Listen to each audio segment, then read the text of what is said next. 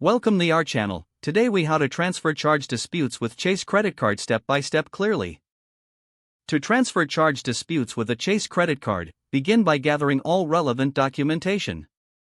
This includes your credit card statement, receipts, and any correspondence related to the disputed charge. Next, sign in to your Chase online account using your credentials.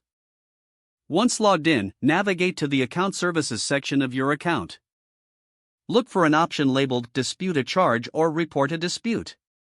Click on this option to start the dispute process. You will be prompted to choose the transaction you would like to dispute. Select the charge in question and provide a brief description of the issue.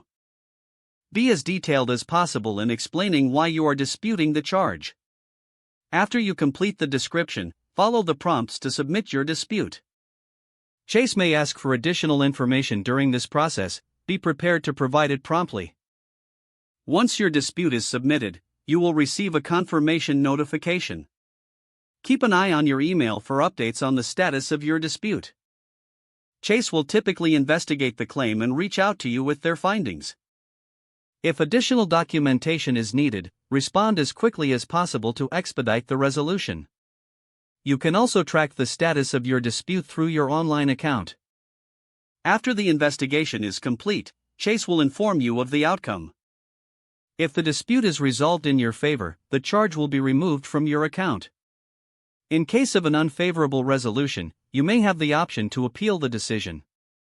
Make sure to keep a record of all communications for your personal reference. This process typically takes 30 to 90 days from the date of submission.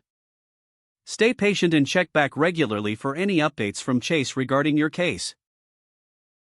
If the page does not load, refresh the browser or try again in a private or incognito window. Make sure you are using the correct email address, then retype it carefully to avoid small typos. If your password is not accepted, use the reset option and create a new strong password you can remember. Check your spam folder for verification or security emails, then complete any requested confirmation steps. Enable two-factor authentication if available to improve account security and reduce unauthorized access risk. After signing in, review your profile details so your contact information and settings are accurate and current. If you see an error message, note it down and try again after restarting your device and internet connection.